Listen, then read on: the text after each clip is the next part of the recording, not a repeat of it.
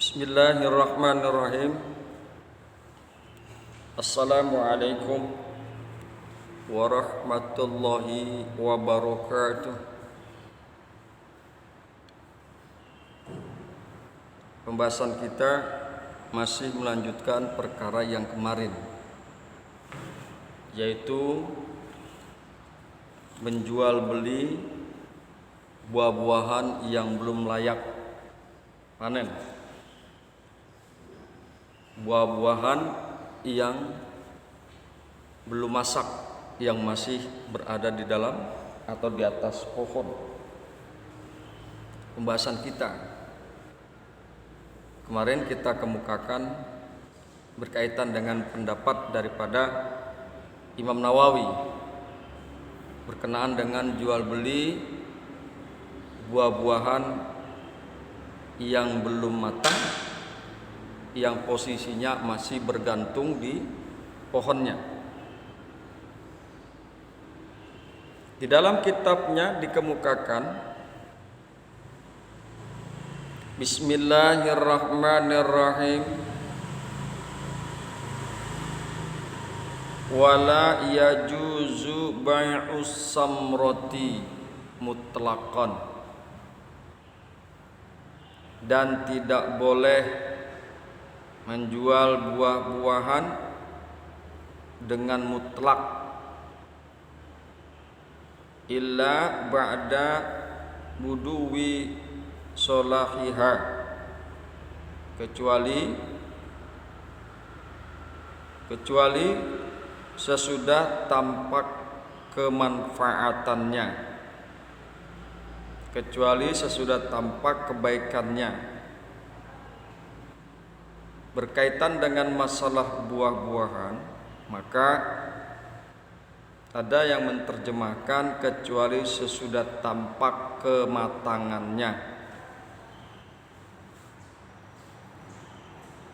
Wala bai'u ma fihi riba bi jinsihi rotban, dan tidak boleh menjual barang yang ada riba padanya dengan jenisnya dalam keadaan basah, illal labana, kecuali air susu,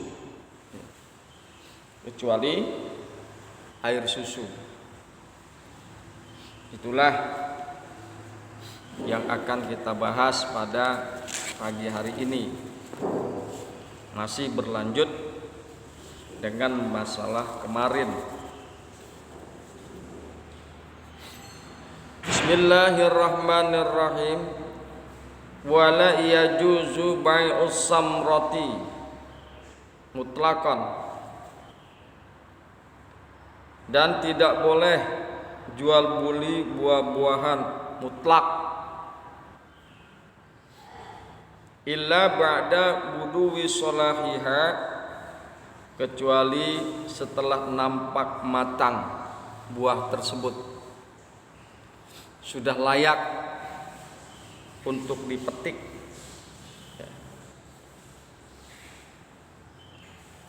Dalilnya adalah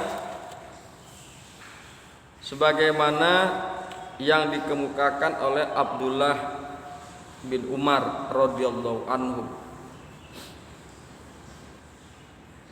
anna Rasulullah sallallahu alaihi wasallam naha an bai'is simari, bahwasanya Rasulullah sallallahu alaihi wasallam beliau telah melarang jual beli buah-buahan hatta yabdu solahuha, sampai nampak akan kebaikannya, sampai nampak akan kematangannya. Wa nahal bai'a wal mubta'ah, dan juga melarang penjual dan pembelinya. Hadis riwayat Imam Bukhari dan Muslim. Kemudian dalam riwayat lain Rasulullah sallallahu alaihi wasallam bersabda, la tabta'u samara hatta yabdu wa salahuha hatta yabdu salahuhu wa tazhaba anhul afah. La tabta'u samara, janganlah engkau membeli buah, janganlah engkau jual beli buah, hatta tabdu'u solahuhu, sehingga nampak matang, wa tazhaba anhul afatu, dan telah bersih dan telah hilang dari hal-hal yang merugikan. Hadis riwayat Imam Muslim. Jadi ini adalah merupakan larangan, tidak boleh terjadi transaksi jual beli terhadap buah yang belum masak. Akan tetapi kemarin bahwa telah kita bahas bahwa Imam Syafi'i dan Imam Nawawi membolehkan transaksi jual beli buah yang belum masak, yang masih berada di pohonnya, dengan syarat pertama adalah bahwa buah yang belum masak tersebut dipetik ketika akad, tidak boleh ditunda-tunda. Hal ini adalah untuk menghindari kemudaratan, untuk menghindari persengketaan antara sang pemilik buah dan yang membeli, antara penjual dan pembeli. Kemudian marilah sama-sama kita akan coba melihat aspek mudarat dan manfaat pada buah sebagai objek jual beli buah sebelum matang atau sebelum layak. Maksudnya sebelum layak panen. Menurut pandangan daripada Imam Nawawi,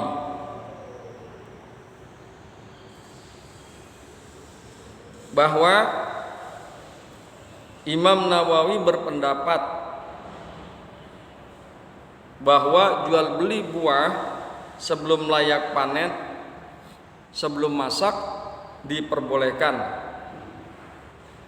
dengan syarat buah sebagai objek jual beli mempunyai manfaat setelah dipetik. Syarat ini dianggap sah karena resiko untuk terjadinya mudarat pada jual beli buah sebelum layak panen tersebut, yang berupa adanya kekhawatiran persengketaan antara penjual dan pembeli telah gugur. Jadi ditambahkan lagi syarat oleh Imam Nawawi, selain harus dipetik pada saat akad, kedua juga bahwa buah tersebut setelah dipetik harus memberikan manfaat, harus memberikan manfaat. Jadi seandainya buah yang masih muda tersebut, buah yang belum matang, tidak memberikan manfaat setelah dipetik, maka tidak sah atau tidak boleh jual beli buah-buahan tersebut.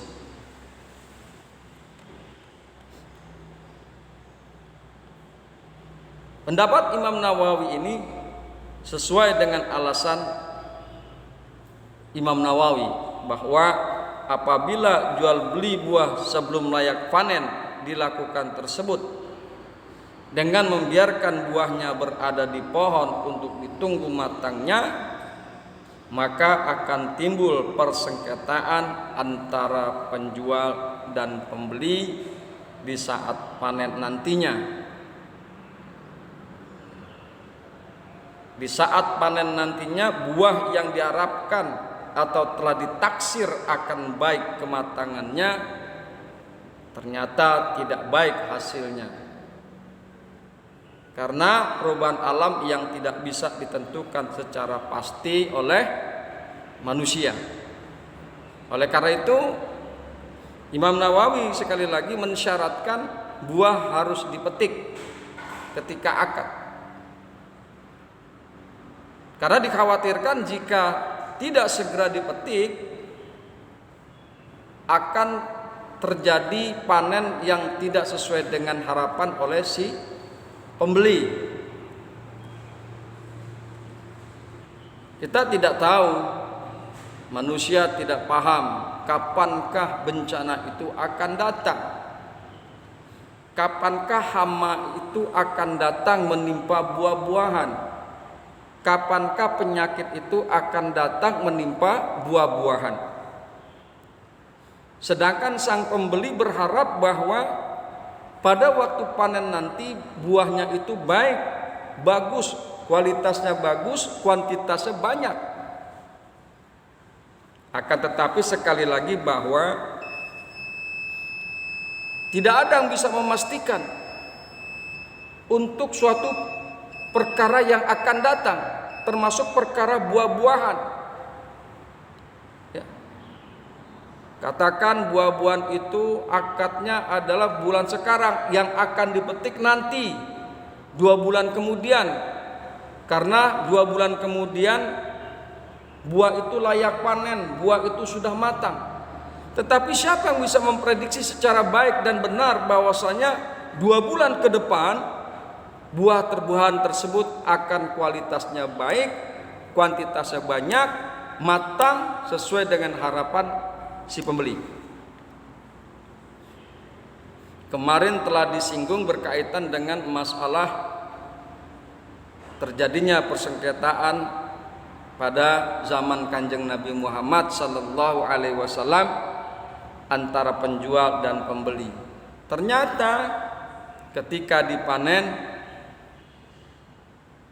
buah-buahan sang penjual diserang penyakit, diserang hama, bukannya matang malah busuk.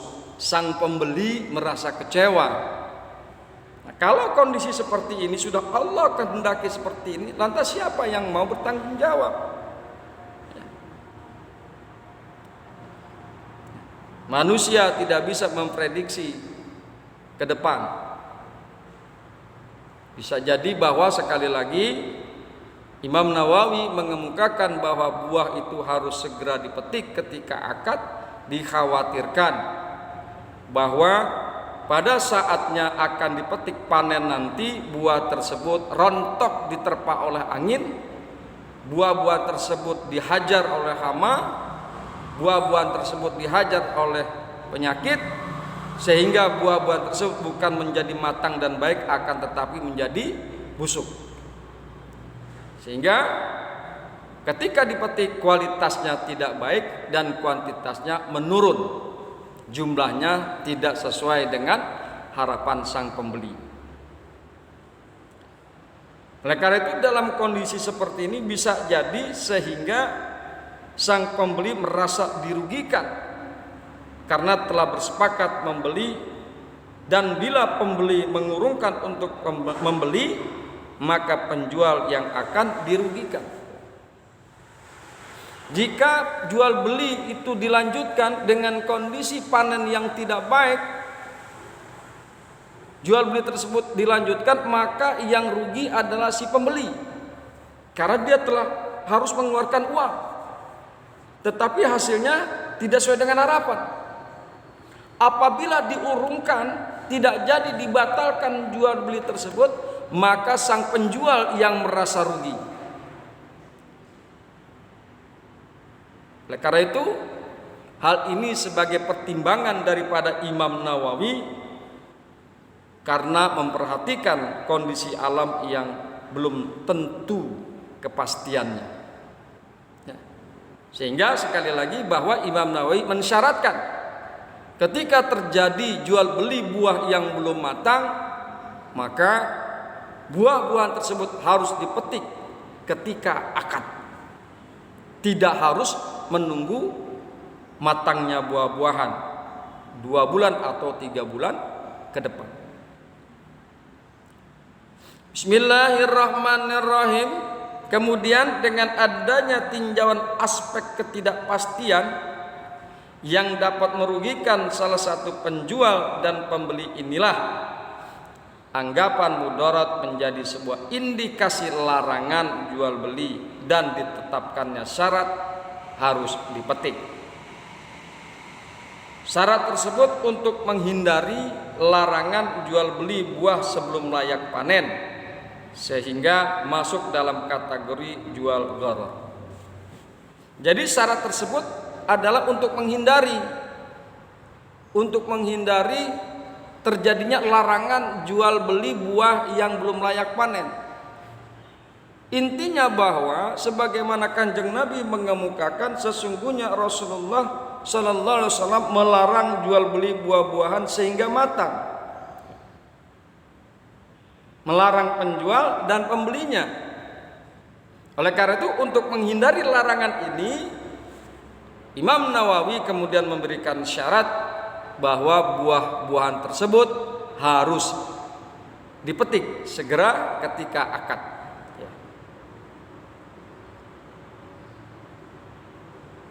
Rasulullah sallallahu alaihi wasallam terkait jual beli gharar mengemukakan, an Abi Hurairah radhiyallahu anhu qala naha Rasulullah sallallahu alaihi wasallam an bai'il khasati wa an bai'il gharari. Artinya dari Abu Hurairah radhiyallahu anhu berkata, Rasulullah sallallahu alaihi wasallam melarang jual beli al-hassa dan jual beli gharar. Jual beli gharar dilarang oleh Kanjeng Nabi Muhammad sallallahu alaihi wasallam. Gharar ini bisa berarti membahayakan, gharar ini bisa berarti tipu daya. Wa mal hayatud dunya illa mataul ghurur. Nah, tidak ada kehidupan di dunia ini kecuali adalah kesenangan yang menipu daya. Jadi sekali lagi bahwa gharar ini adalah sesuatu bisa diartikan sebagai sesuatu yang membahayakan dan sebagai suatu tipu daya. Kanjeng Nabi Muhammad sallallahu alaihi wasallam melarang jual beli yang bersifat gharar, yang bersifat membahayakan. Tinjauannya daripada buah-buahan yang diperjualbelikan yang belum layak matang, dikhawatirkan timbul perkara yang membahayakan, yaitu timbul persengketaan antara si pemilik buah dan si pembeli buah.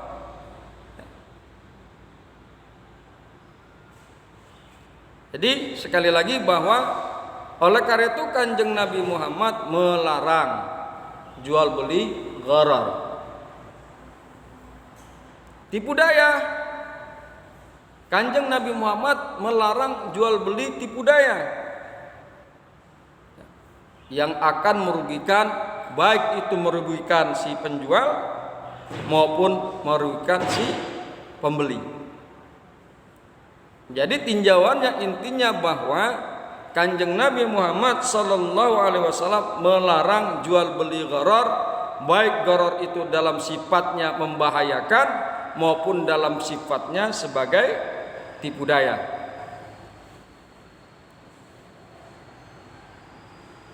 Apabila buah yang telah dipetik tersebut tidak memiliki manfaat setelah dipetik, maka status hukum jual beli ini seperti awal, yakni tidak diperbolehkan atau dilarang. Jadi status hukumnya adalah sebagaimana yang dikemukakan oleh Kanjeng Nabi Muhammad dari Abdullah bin Umar, anna Rasulullah sallallahu alaihi wasallam, bahwasanya Rasulullah sallallahu alaihi wasallam naha, beliau melarang an bai'is simari, melarang dari jual beli buah-buahan, hatta yabdu salahuha, sampai nampak kematangannya, wa nahal bai'a wal mubta'a, dan beliau melarang penjual dan pembelinya. Kemudian ada riwayat lain dari Muslim, la tabta'u samara hatta yabdu salahuhu wa tazhaba anhul afatu, janganlah engkau membeli buah sehingga nampak matang dan telah bersih, telah hilang dari hal yang merugikan. Jadi hukumnya adalah, hukum pertamanya melarang transaksi jual beli buah-buahan yang belum matang, yang belum layak panen. Ya. Jadi sekali lagi, apabila buah yang telah dipetik tersebut tidak memiliki manfaat setelah dipetik, maka status hukum jual beli ini seperti awal, yakni tidak diperbolehkan atau dilarang sebagaimana sabda Kanjeng Nabi Muhammad sallallahu alaihi wasallam. Oleh karena itu si pembeli harus melihat kondisi buah-buahan tersebut. Apabila dipetik pada waktu belum matang, apakah ini manfaat atau tidak? Karena ada sebagian buah-buahan yang bila dipetik belum matang, dia tidak memberikan manfaat, dan itu dilarang, tidak boleh diperjualbelikan. Tetapi ada juga buah-buahan yang apabila dipetik belum matang, masih muda, ya, tapi memberikan manfaat setelah dipetik, dan itu diperbolehkan. Contohnya adalah, mungkin kita sama paham buah kedongdong. Buah kedongdong. Buah kedongdong itu kalau sudah matang, warnanya kuning dan manis. Ya, warnanya kuning dan manis. Tetapi ada juga buah kedongdong yang belum matang kemudian sudah dipetik, masih muda, rasanya asam. Buah kedongdong itu memiliki manfaat, di antaranya untuk bikin manisan, untuk rujak, asinan, dan lain sebagainya. Oleh karena itu kalau kita lihat buah kedongdong di pasar-pasar yang masih muda itu banyak. Buah kedongdong yang belum matang bertebaran di pasar-pasar. Buah kedongdong seperti ini boleh diperjualbelikan ketika buah kedongdong itu belum masak, belum matang, masih hijau, asam. Karena apa? Buah kedongdong yang masih muda tersebut masih bisa dimanfaatkan. Salah satunya adalah membuat rujak, bikin manisan, asinan, dan lain-lain. Sekali lagi bahwa ada dua syarat ketika buah itu dipetik masih muda, belum matang. Syarat pertama, ketika terjadi jual beli buah-buahan yang belum layak panen, yang masih muda, yang belum matang, ada dua syarat. Boleh terjadi transaksi jual beli terhadap buah-buahan yang belum layak panen, yang belum matang. Syarat yang pertama adalah buah-buahan tersebut yang masih muda, yang masih mentah, harus dipetik ketika akad. Kemudian buah-buahan tersebut ketika dipetik harus memberikan manfaat. Inilah pandangan daripada salah satu ulama terkemuka Imam Syafi'i, yaitu Imam Nawawi, yang mensyaratkan dua hal tersebut. Baiklah hadirin yang berbahagia, hamba-hamba Allah yang mudah-mudahan selalu dirahmati oleh Allah Subhanahu wa taala. Itulah kajian kita pada pagi hari ini, mudah-mudahan bermanfaat. Hadanallahu wa iyyakum ajmain. Assalamualaikum warahmatullahi wabarakatuh.